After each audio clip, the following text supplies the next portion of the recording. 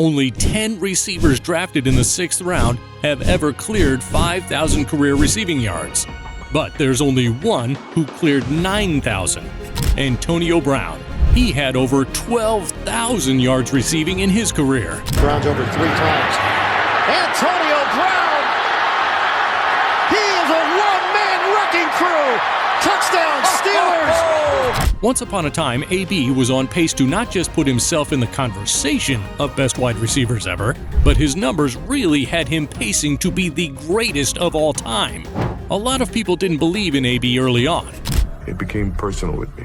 People slept on him coming into the league, but not only did he outperform every single receiver drafted ahead of him, his numbers were better than most of them combined. AB grew up in Liberty City, Miami, attending Miami Norland High School, where he played wide receiver, running back, quarterback, and punt returner. He was a 2-time Class 6A All-State selection.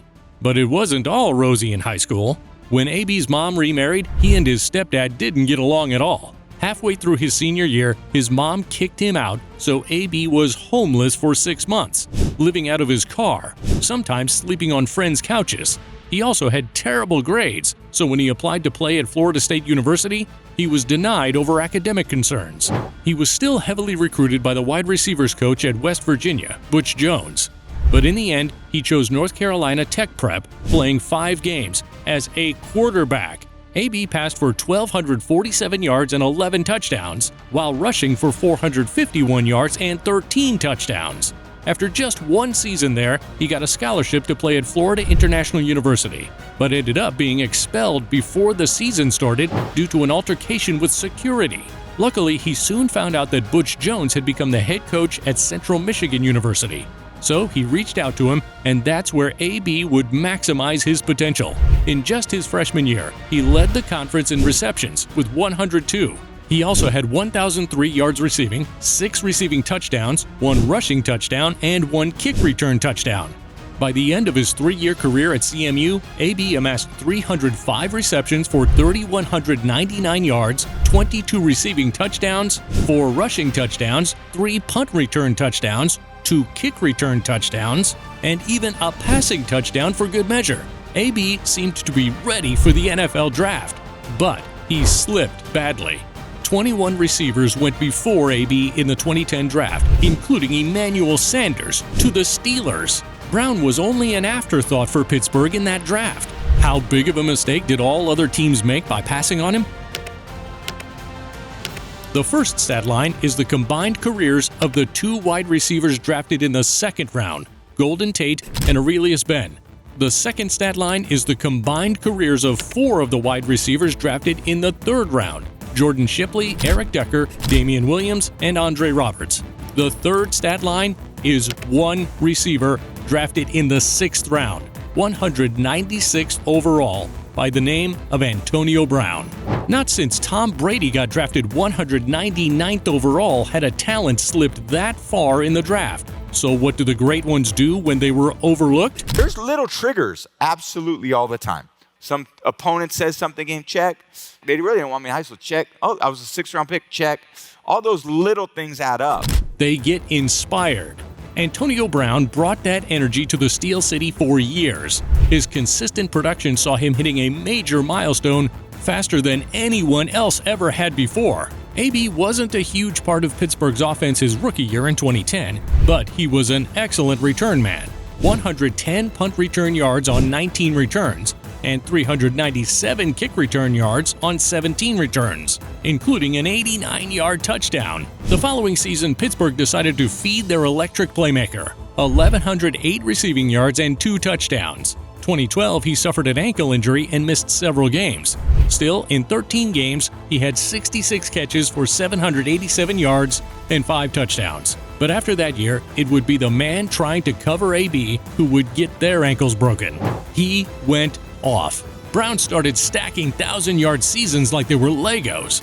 He was Mr. Consistent. From week 1 of 2013 to week 3 of 2015, AB had 36 straight games with at least 5 catches and 50 yards. That's the longest such streak. The second longest streak is held by Keyshawn Johnson and Herman Moore with 16 games in a row. AB worked tirelessly at his craft. While lined up, he paid attention to the safeties pre-snap. As AB said, they usually dictate the coverage. He also had a theory: no wasted movement. He liked to stay tight to the DB. That way there was minimal hand fighting. Watch him run this route, so close to the Buffalo defender until the very last second. He liked to run with his elbows up, confusing the DB so they wouldn't know where he was going, and it kept them in chase mode. AB practiced not slowing down at any point in his route, not even after looking back at his QB for the ball. He wouldn't allow himself to get overthrown, and when making the catch, he attacked the ball. AB said, "This is where doing your power squats and power lunges pays dividends." And of course, his reliable hands. My gosh, what a catch. Pulls it in with one hand. It shouldn't be surprising to hear that AB reached 900 receptions faster than any receiver ever had before, a mark Marvin Harrison had previously held. Keenan Allen later surpassed AB, but Brown also reached 11,000 receiving yards in just 129 games, the second fewest games for a receiver to reach that yardage, behind Megatron Calvin Johnson. Julio Jones later topped them both, but AB is still the only receiver in the top 3 for both fastest to reach 900 catches and fastest to reach 11,000 yards. His production was more efficient and consistent than anyone else.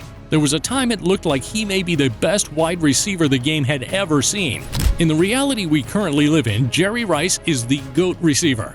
Most receptions, most receiving yards, most receiving touchdowns, and plenty of other records. The reality in 2018 was that Antonio Brown was on pace to eclipse all those milestones. We said AB's in the top 3 for both fastest to get to 11,000 yards and 900 catches. Rice wasn't in either of those categories. The most receptions during a receiver's first 9 seasons is Marvin Harrison. Number 2 was Antonio Brown. Rice was 15th. After AB's ankle injury from 2013 to 2018, he had over 100 receptions and over 1,000 yards every year. That's 6 years straight. Rice only had 100 grabs 4 times. In Rice's top 3 seasons for receptions, he had 122, 112, and 108. For AB, it's 136, 129, and 110. In Rice's 3 seasons with the most receiving yards, he went for 1,848, 1,570, and 1,503. For AB, it's 1,834, 1,698, and 1,533. Rice's touchdowns totals were better, but AB was no slouch. He led the league in 2018 with 15 touchdowns, one of his 4 double-digit touchdown seasons. AB's 136 receptions is tied for the 4th most ever in a season. He also holds the spot for 7th most receptions in a season, making him the only player in the top 10 twice. He also has the 5th most receiving yards in a season, as well as the 15th most. Only he and Tyreek Hill are in the top 15 twice in that category. Now, on top of the obvious talent that Rice possessed as a receiver, his secret to his GOATness clearly wasn't a fast start. It was his longevity. Many receivers start off hot but eventually fizzle out. Not Jerry Rice. If you looked at AB, other than the ankle injury in 2012, he hadn't suffered any other big injuries. He had a concussion in the playoffs following the 2015 season, but it didn't slow him down from 2016 to 2018. In those first 9 years at Pittsburgh, AB had 837 receptions, 712 behind Rice. He had 11,207 receiving yards, about 11,500 behind Rice. Maybe he couldn't have played 20 seasons like Jerry Rice did, but he didn't appear to be slowing down at any point. What if he just played 18 total seasons? Averaging 80 receptions and 1,300 yards a season would have broken both Rice's marks. He averaged 8.2 touchdowns a season while in Pittsburgh. Let's just say he averaged 5 a season for the remainder of his career. That would have put him at 119 total touchdowns. Instead of him sitting at 26th overall, he'd be at 7th, only behind Rice, Moss, T.O., Chris Carter, Marvin Harrison, and Larry Fitzgerald. Those projections looked doable. AB could have been 1st in receptions, 1st in yards, and 7th in touchdowns. You think people wouldn't take that and say he was the best ever? But of course, AB's career took a very different turn. We mentioned that concussion in 2015, the infamous hit from Vontaze Burfict. People say that was the hit that changed AB. A little after the hit in January of 2017, he was filming Tomlin's locker room speech. This made his teammates and coaching staff lose their trust in him.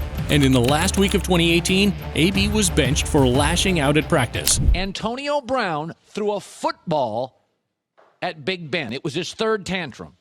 He was creating too much of a problem in Pittsburgh, so he was soon out of there. In March of 2019, he was off to the Raiders, but in August that year, AB used a cryotherapy machine without the proper footwear and endured injuries from the extreme cold, preventing him from being able to practice. He was then publicly beefing with the GM. Antonio Brown's not in the building today. He won't be practicing. Skipping practice and threatening to retire. He was gone from the team before the season even began. They lost it. Let me see it. Look up Adam Schefter. The Raiders free. Bro,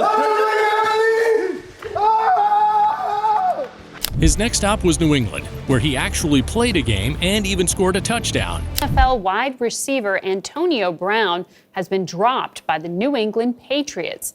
Brown has been accused of sexual misconduct by 2 women. And due to this, AB missed the rest of that season and half of next year. He was able to play for the Bucs for 8 games in 2020. He found his way to become a contributor and finally won a Super Bowl with who we thought was his friend Tom Brady. AB was back with the Bucs the following year, but then, in one of the most infamous moments in NFL history, he quit and essentially retired mid-game. That was the last anyone had seen Antonio Brown on a football field. Since then, it's been a whirlwind. AB has posted doctored pictures of Brady's ex-wife, faced more legal troubles for domestic violence, entered a partnership with Kanye West's sports brand, Donda Sports, briefly co-owned the Albany Empire indoor football team, and released his first rap album, Paradigm, in April of 2022. AB will be remembered for a lot. His greatness as an NFL receiver may be overshadowed by other things. His career took a harsh turn after that hit he took while at Pittsburgh. He wasn't able to keep up with that incredible trajectory. Regardless, he is still one of the best to ever do it. Thanks for watching. If you liked our video, be sure to subscribe and check out our other videos on the screen.